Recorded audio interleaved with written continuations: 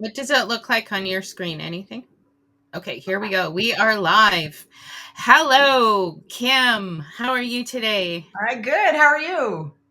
I am doing fantastic. Welcome to Real Estate and Finance Fridays on the 365 podcast. I'm joined today by Kim Heizmann from our Oakland Okanagan office. Try and say that really quickly. She is a leader in the real estate space here in the province of British Columbia in her many roles, as well as leading her family based team. She is also a leader in our industry, serving on in many capacities over the years through the board right up to the BCREA. So, for the uninitiated into our real estate organization and organized real estate, Kim, what is the BCREA for our public that aren't in the loop of what our acronyms stand for? Oh, yeah, aren't our acronyms just amazing?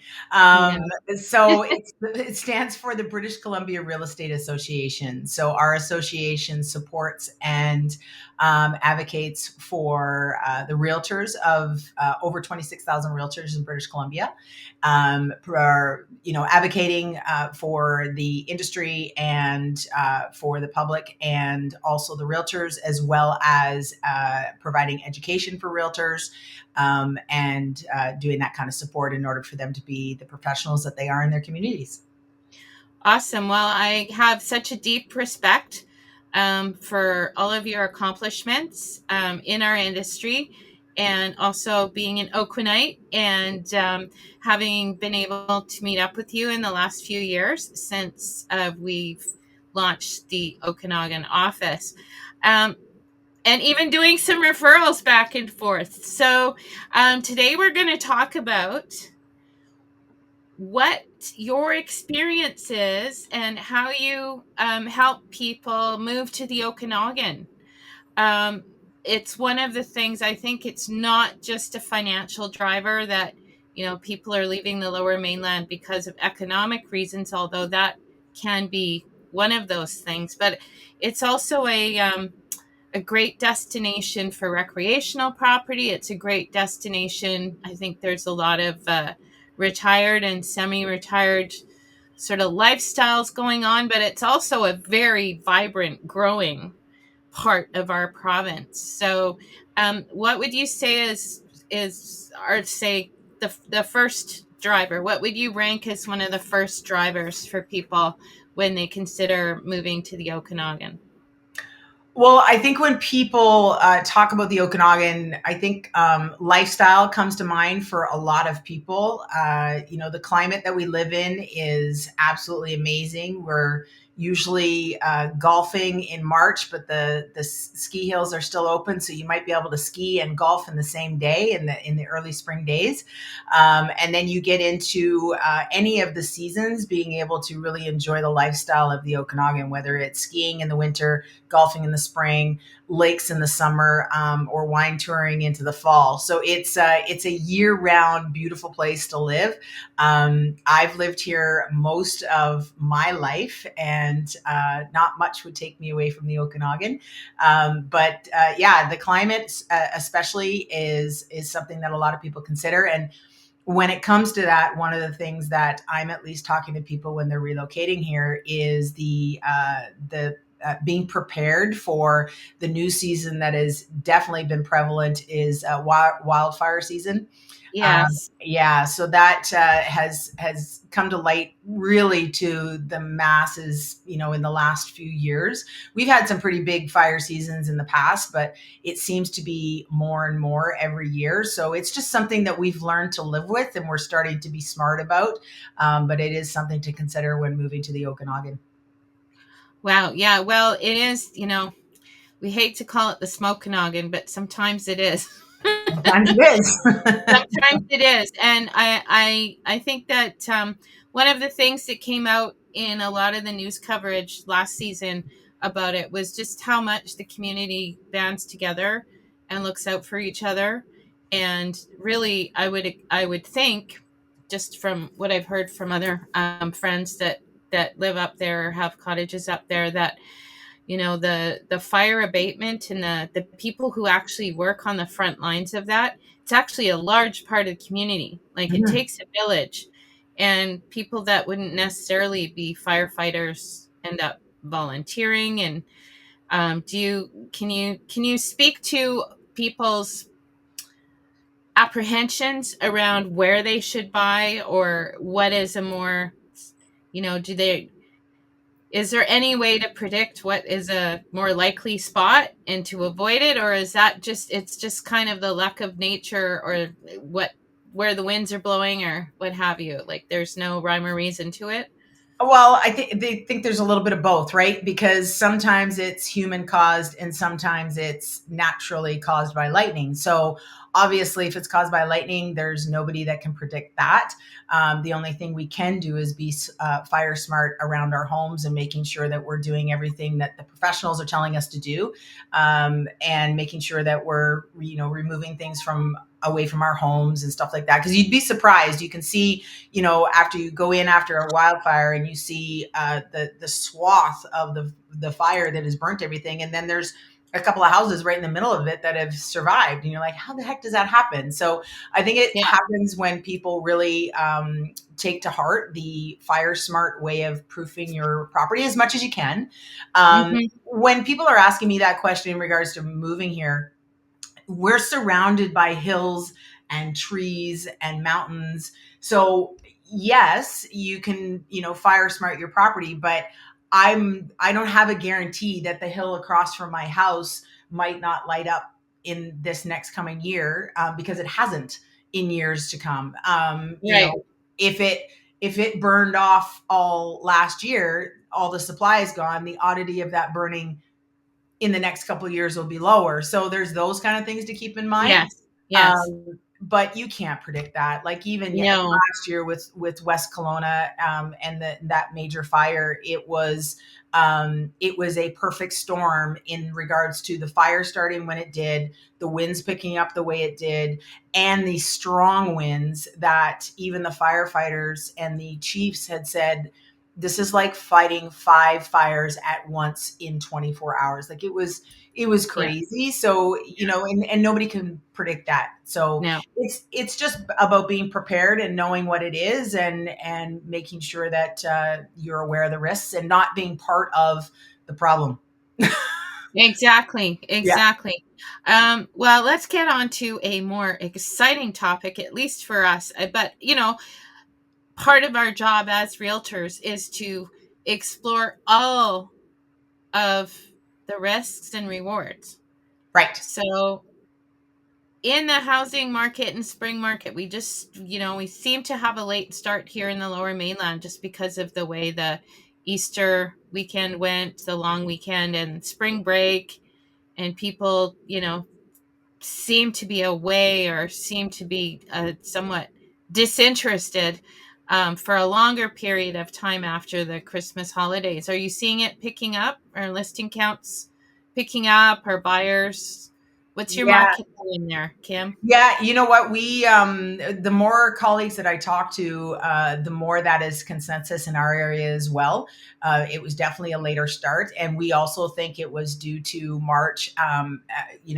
Stringing together the spring break and the Easter weekend, and agree. Either families went away on holidays, or there just wasn't a lot of interest in looking at real estate, and then bring in the interest rate and everybody waiting for, or thinking that they're waiting for a rate drop and thinking that that's a better time to buy. I think it's all playing into it, but we are starting to see activity, at least showing activity pick up in the last couple of weeks. That's what I'm starting to see in my own business. Right, right, So I think we are starting to see people come back to the table. And now that we've had another rate hold, I think a lot of people are like, okay, well, we can't keep waiting right, for this. So let's pull the trigger because we can afford to now. And then if it drops, you know, maybe we'll maybe we'll do a variable instead, so that if it drops, we can, you know, um, take advantage of that at that time, right? right. So Yeah, so it started to Well, pick up. and there's so much that happens in the media that is just fluff, as far as I'm concerned. I could have used another word, but well, keep Yeah, it all PC here. But we see boots on the ground day to day. yeah, What's happening through our statistics on MLS listings, through the phone calls that are coming through our offices, through the conversations we have with our friends and acquaintances in the coffee shops and at dinner, or out playing golf or doing a tennis round or whatever, right? yeah. But the statistics don't hit the market until it's like 4 to 5 weeks later. So the reporting is always a little bit behind. And in some cases, like CMHC reporting, they're kind of quarterly or yearly. Yeah. So, all of the best laid economic predictions are often not really what's happening in micro markets. And Well, I and think and then consider the fact that what is happening in Vancouver could be very different than what's happening in exactly. Kelowna. And then Well, and you what's even happening in different neighborhoods. exactly, Kelowna and Vernon can be different. There's different neighborhoods in Kelowna that can be different. So and I think that's the important thing for most people to understand is real estate is such a local, a local aspect when you're talking about what the market is doing, which is why it's so important to work with a realtor that is local and knows what's going on in their area, because the news often generalizes, and they say, okay, well, I had a client the other day just say, well, I heard on the news that property is going to go up by 9%. I'm like, well, the news said that as a general statement. That doesn't mean every house is going to go up by 9%. It means we have to look at our micro market. We have to figure out what's going on in your neighborhood and the type of product that you have, because a single family home is going to be different than a condo, that is going to be different from a townhouse or a manufactured home. So Or a that's rural property or a farm property, or exactly. and I mean, certainly up in the Okanagan there are some significant um, economic drivers tied to specialty markets. Yeah. Buying a recreational property, or somebody wanting to buy a whole winery, or buying land that either in the agricultural land reserve or out of it. I mean, there's riparian rights once you get just even out a little bit out of the city, and you've got streams and all the environmental considerations that have to be taken into account as well. Rural property selling is completely different Yeah. than selling something in a city area. So Absolutely. Yeah. Absolutely. Yeah. when people come up to the Okanagan, if they are not of retirement age, what kind of employment and what kind of drivers are in your community? Are like, I know if you're a nurse or a chef, or certain things that are service oriented, you probably can find a job anywhere. But do you see a certain sort of trend of the kind of businesses that are either relocating to the Okanagan, or the type of work that people are in that are driven to come to the Okanagan? Well, I don't know if it's a trend, but our major employment opportunities here, are the obvious. There's tourism, there's agriculturalism. Tech is growing quite a bit. And I also think that's because of what happened during COVID, where a lot of us were able to, and companies allowed people to work from home. So there was a lot of people that relocated into the area that still maintain their jobs elsewhere, but are able to work from home. So there's a little bit more of that. Yeah. But I think the main ones are the tourism, the agriculture, and tech being one of them. And the challenge in the Okanagan specifically is making sure, because lifestyle isn't cheap up here, and having a job that will allow you to afford the living costs up here is the other challenge, because there is lots of hospitality work and stuff like that. But then I've got my sons, a lot of their friends work in the hospitality, and it's hard to make a go of it with just one job in that industry in this area because of the cost of living. So So, what would you say the average cost of, say, a three-bedroom home to rent, if you can find one, or a one-bedroom apartment in the city center? So a 3-bedroom house to rent would probably be anywhere, depending on, how nice it is, where it is, all that kind of stuff. You'd probably range anywhere from 28 to 35 or 38 or even higher for a high-end home. Right, 1-bedroom condos, you might find something between 15 and, again, 2,000, 2,200, depending on the quality of the home, right. and where it is. So, and our vacancy rate, even for rentals, is below 2%. I think it's at 1.8 or something like that. So Could be it's a little bit very lower. similar to the lower mainland, maybe just a little bit of a step down, but it doesn't matter who you talk to, whether they're Canada, Europe, the States, the housing affordability and housing availability, it's a real thing.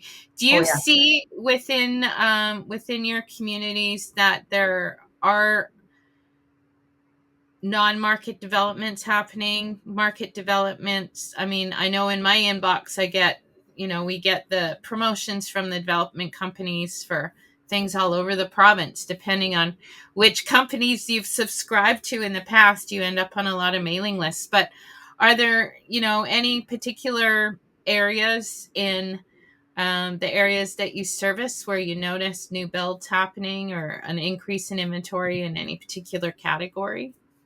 Yeah, so Kelowna, we're definitely seeing inventory come onto the market, and condos is a big one. There is a lot of pre-sales happening in the Kelowna area with a lot of builds for a few different reasons. From a few years ago, when they announced that UBC was going to put in their big tower, there was a lot of pre-sales for condos that were zoned for short-term rentals in that area due to that demand, and that projection of the university going in. There's definitely been some challenges recently with the new legislation that has come out in regards to short-term rental.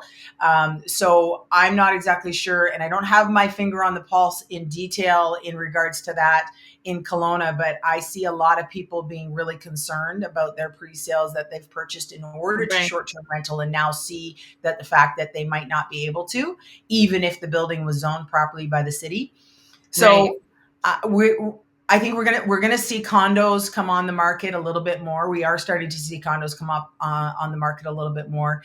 I think it'll take a little bit of time to see what's going to do to price, specifically in that small pocket of the market.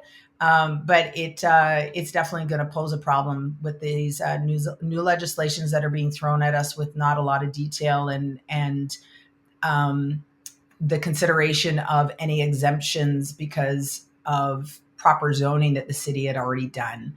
right. Um, Definitely. Well, we're seeing that with some of the, I mean, I don't want to get too political because this isn't a this No. isn't a politics podcast, but when we talk about housing, every politician, every level of policymaker from municipal all the way to federal wants to get their finger in the housing bubble.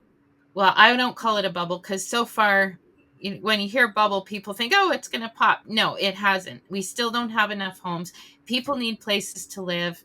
Um, and every political wannabe starts talking about housing, or whether they're at the provincial or federal level, use it as a hot button during elections, but don't actually have a boots on the ground understanding a lot of the time of how these levers actually really do affect our economy. And it's I understand things have to be done, and there are a lot of positive things being done in many communities, but you know they these types of decisions, like hotel room in Vancouver for a night in the summer is over $1,000 a night now, because they can, because there's no alternatives. Yeah. So, these types of decisions that are made, that then we as an industry have to help navigate our clients through the decisions to make, when we don't even know half the time what knee jerk reaction statement's going to come out of somebody's mouth, that will have ripple effects through our entire industry. So I really want to just applaud you for the work that you are doing with industry associations and government relations, because it is really important. We don't want to have a us versus them sort of mentality or conversation, but at the same time, you know, the struggle is real. You know, Absolutely. And that's prices why, prices keep going up. yeah, The bubble hasn't happened. This mystery bubble that all the doomsday YouTubers like to talk about, of crash this and crash that. Where are people going to live? right. It Yeah, doesn't, and that's, what the market is doing is sometimes irrelevant. People need a place to live, period. yeah. Stop. Yeah, and one of the advocacy pieces with BCRA that we recently did with all of the associations across the province, all of the local associations, was to talk to the government about setting up a permanent housing roundtable so that the industry and the people within the industry, and not just real estate. This would include, Aboriginal. This would peoples. This would include nonprofit. This would include, all the people that have a Segment in the housing. yeah, so that the government can then have boots on the ground information when they're trying to shape policy at the beginning versus having a knee-jerk reaction, putting out policy, and then having to pull back some of the policy because all of a sudden the industry goes, why did you do that? Like, because you did that, this, and this is going to happen. And if you were to just do it this way, we could manage this because we understand the goal. I think, regardless of what party you support, the goal is the same across the board. It Hmm. is, we need more housing. We need to support people in housing. We need to make housing affordable and obtainable. That's the goal of everybody. Every Yeah. partner, every person, every association, like that's everybody's goal. So in order to put us all around a table so that we can start having these conversations on how we can support that goal, regardless of the party that we're in support of, I think that's super important when it comes to advocacy. And there's some things that have come out that, okay, that might not a bad idea. However, if you shape the idea this way, it might reduce the unintended consequences that might happen, right? So that's the kind Hmm. of stuff that we are making sure that we're trying to bring to government in order to help them shape policy that protects the public, as well as using the industry's knowledge on how the industry works to support the process. Hmm. Hmm. Yeah. And certainly, all the red tape that each municipality has is different from municipality to municipality Sure. for new building codes and starts and permitting and all of that. But it just, I think it comes down to everyone working together. We're all in the same ecosystem. We're in an ecosystem that relies on, I mean, even through the financial sectors, that we're all regulated by, one financial sector regulator, Yeah. um, and that then is their government agency. But really, when it comes down to it, we all do need to work together. And um, at a grassroots level, do you see that there are any types of specialized housing or subsidized housing in your market? Oh yeah, I'm sure there is. It's pretty difficult to stay on top of it all. I Yes. do know that because I work the whole Okanagan, so I do know Yes. that Vernon has been called out a couple times on providing some affordable living opportunities, and they've been working really hard at building a couple of those. I'm sure there's some in Kelowna as well. I just don't have all of them off the top of my head to answer that Right. question. But Right. I Because think, a lot of people, everybody wants more housing, but I know one question I get asked in Vancouver, oh, is that near the downtown east side, or is that near is that near, a rehab center? Is that near this? Is that near that? And the fact of the matter is that, we have to have these places we have to have places for all levels of society, within our communities. And I don't think, from my point of view anyway, I don't think it really should impact people's lifestyle too much. But it's something that I think, as realtors, as people in our industry, we have to be we have to be truthful to people, about what is near their community, or what's planned, or what's coming up. And I know we're getting off topic a little bit, but it's just been interesting how many conversations I've had over the last few weeks with different people in different organizations about, you can really feel the build up to the election happening, and housing is the number one hot button, it seems, every election. So um, And it that will be for years to come because it it's will going to take always years. be. It will always be. We'll never be able to go to a dinner party or a night out without somebody asking us a question about it. Never. Never. So, what would you say for lifestyle in the Okanagan is, I mean, you do a lot of traveling around different parts of the province in your role, with BCREA. What do you think the number one sort of lifestyle driver is for people coming to the Okanagan? Is it a less busy than the Lower Mainland? Is it really that different, Kim? Yeah. So I think it's really different. But I think because there's amazing things to do all 4 seasons of the year. So I think that's the secret. I think the secret is you can enjoy an Okanagan lifestyle no matter the season we're in. If it's in the winter, there's snowmobiling, skiing, snowshoeing, all that kind of stuff happening, and you can have that outdoor lifestyle. If it's in the spring, you've got hiking, you've got golfing, you've got maybe going up the ski hill and golfing in the same day. And then obviously in the summer, we've got beautiful hot weather. If you're a sun worshiper, we usually have a lot of sun unless we're covered in smoke. And and then we have the lakes and the wineries and all that kind of stuff. So there's just so much to do outside, and our seasons usually last only 3 months. Like, we only have a 3 month winter and a spring and stuff like that. So So it is very seasonal. yes, yeah, There's a definite changeover between seasons. yeah.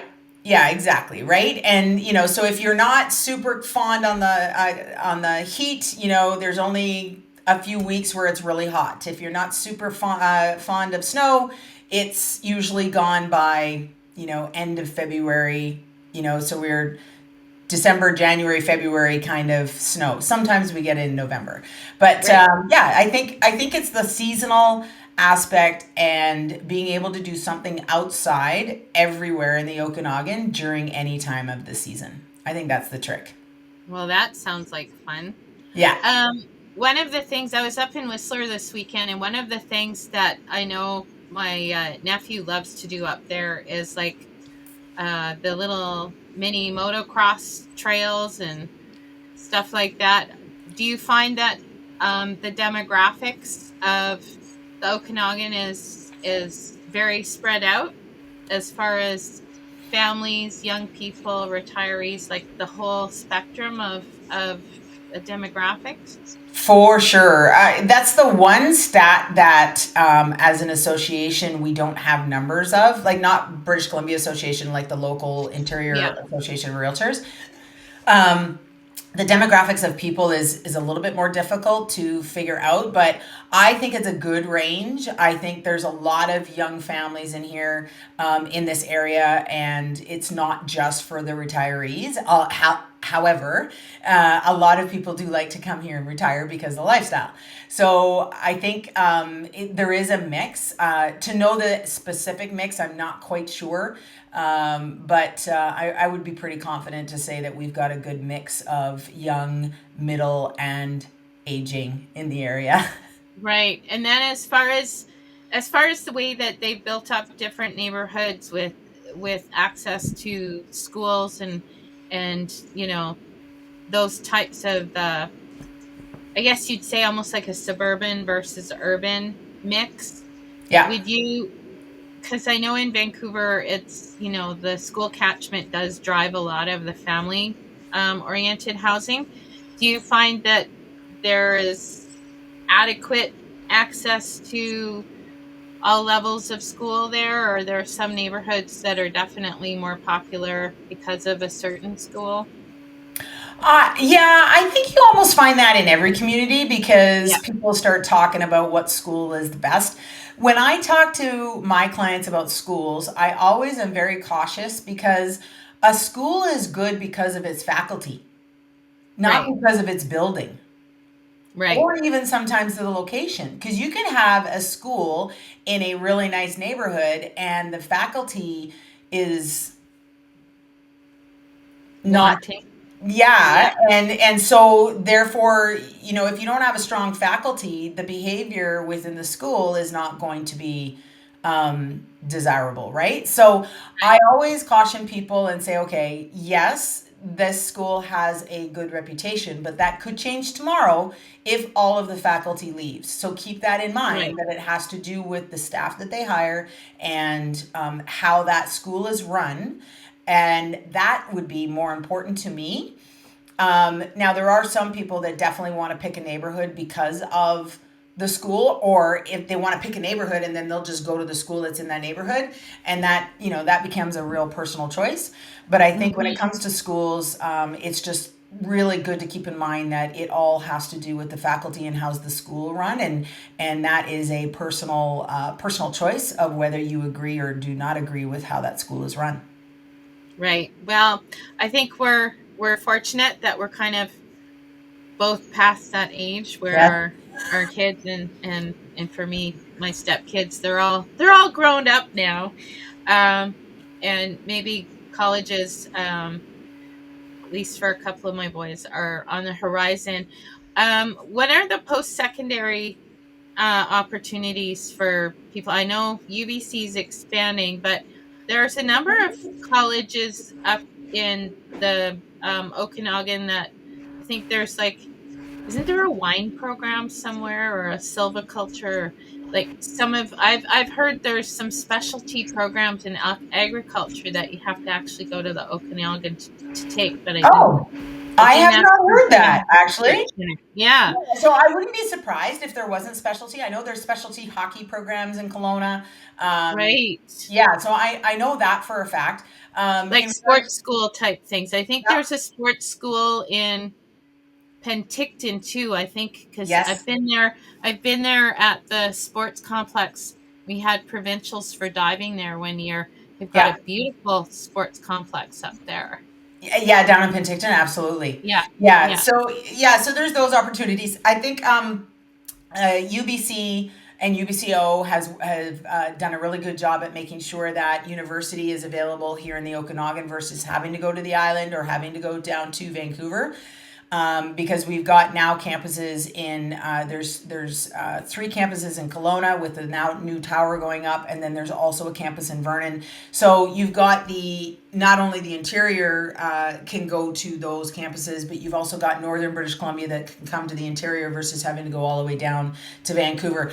I don't know specifically what programs are in each location because I think they do that as well because both of my hmm sons went through their trades program here in Kelowna because they were both licensed and journeyman electricians before they became realtors with me. So they did that all in Kelowna, but it's yeah, there's definitely some opportunity in post education for people not to have to go to the bigger cities, which can be a little bit more expensive than staying closer to home and being able to stay hmm with your parents, right?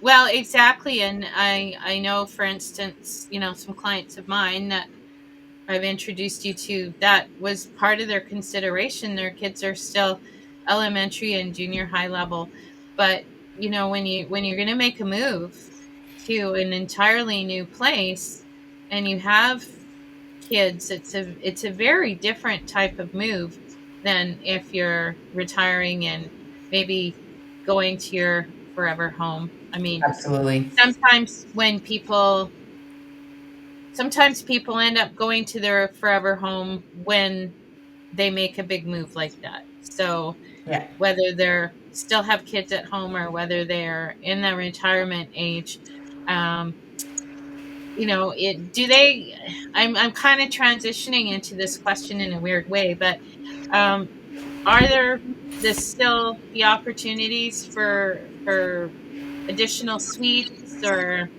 you know having multi-generational housing or the types of opportunities for having a rental or laneway? What's going on with secondary suite type activity in your area?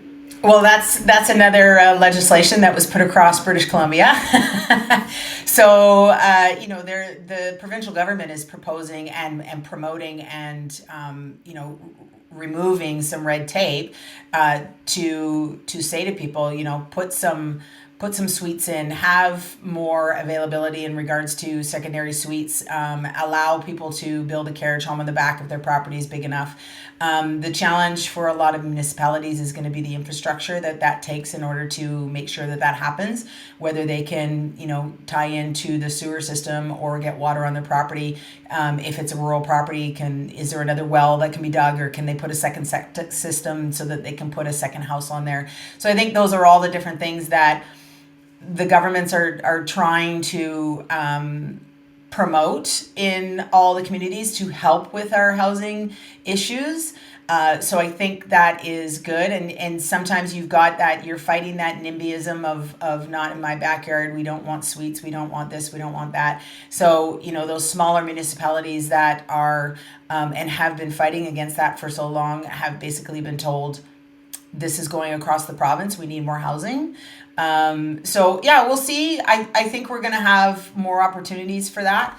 And I think multi-generational family living is something that people are thinking about, and families are talking about how to pool their money and live together on a piece of land that would still allow people to have their own space, but allow them to have a couple of suites on the property. So I think people are talking about it, and it's for our culture, it is a new idea, but it's not a new idea for a lot of cultures.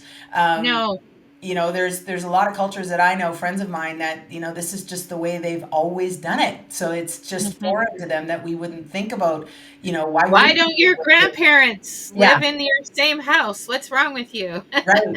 Yeah. Well, So that was a perfect segue. I couldn't have planned it better.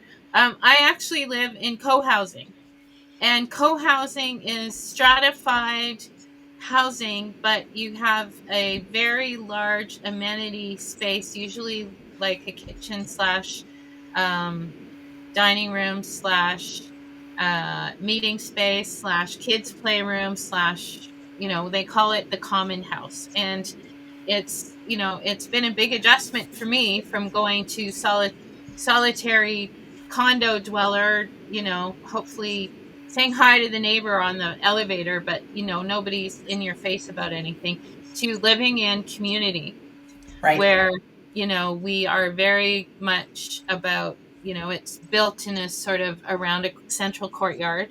There's different levels of housing. There's 3 bedroom, 3 level townhouses. There's a studio. There's a couple of 3 bedrooms um, that are on 2 levels.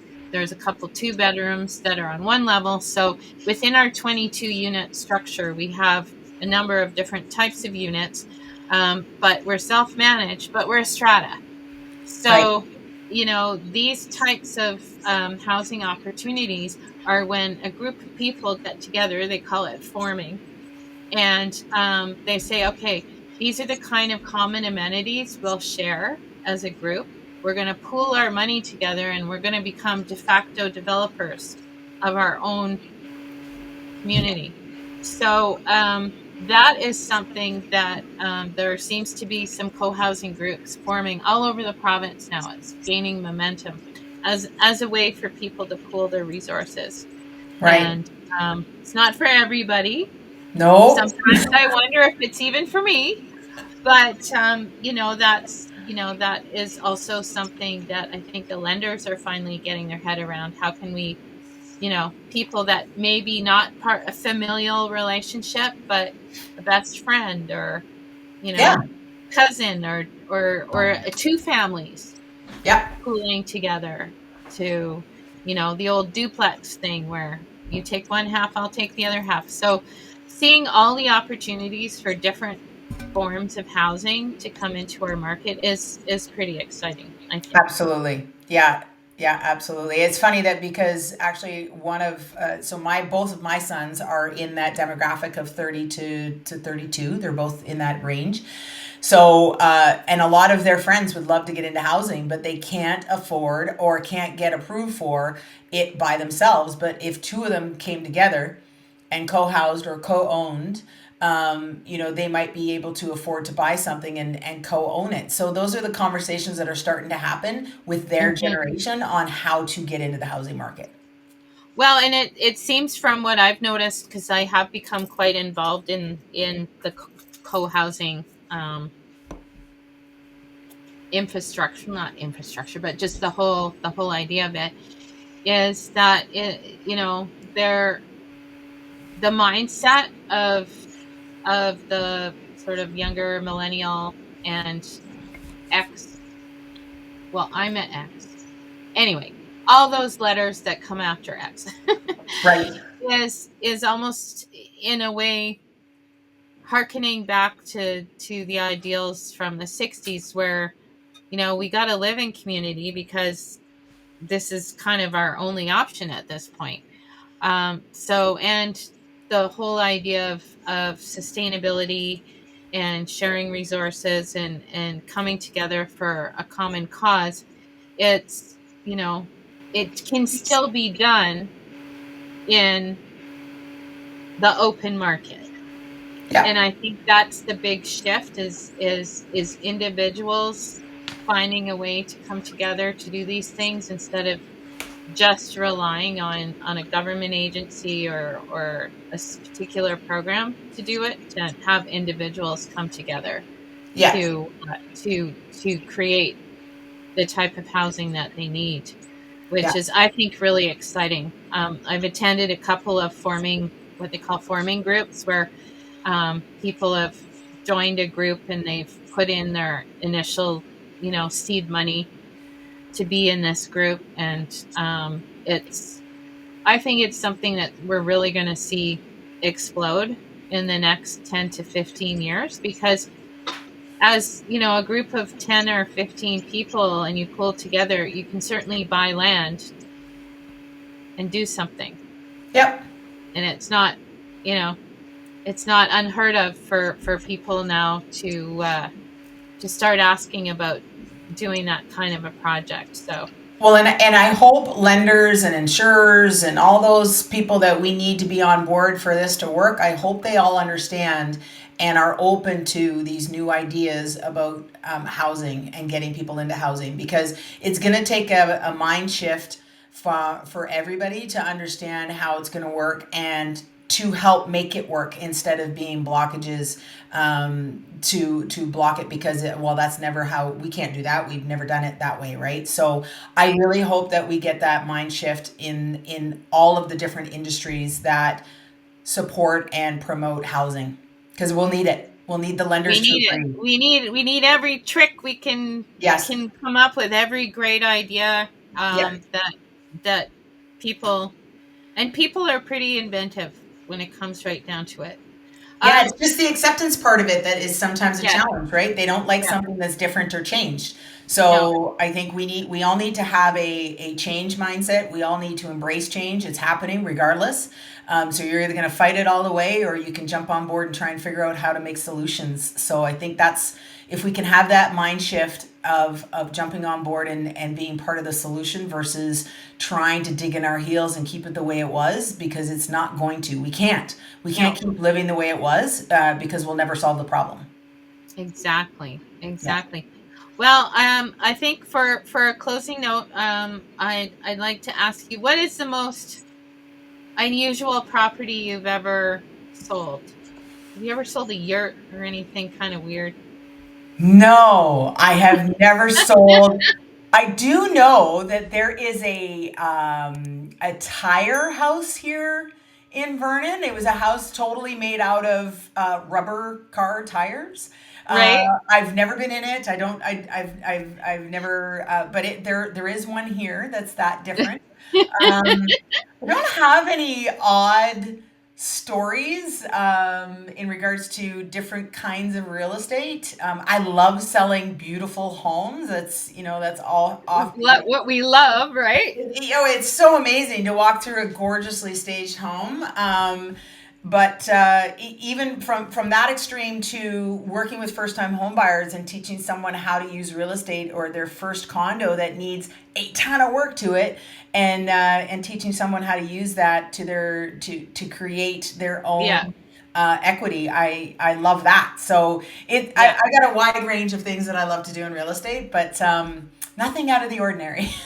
Okay. Well, I always like asking that question to people because sometimes I've heard some doozies. I think when we get close to retirement, I know this is a I've got quite a few things on my hard drive already, but I think we should all pool together and write a book called "You Can't Make This Shit Up" because I might have some stories for that, but I can't share those stories on this podcast. no, no, no, no, no. So thank you so much, Kim. It's been a pleasure speaking with you, and thank you for your industry and Okanagan insight. Thank you very And much for having me.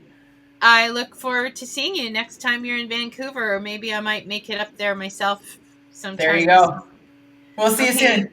thanks. Have a great day. You too. Bye bye. Okay, bye.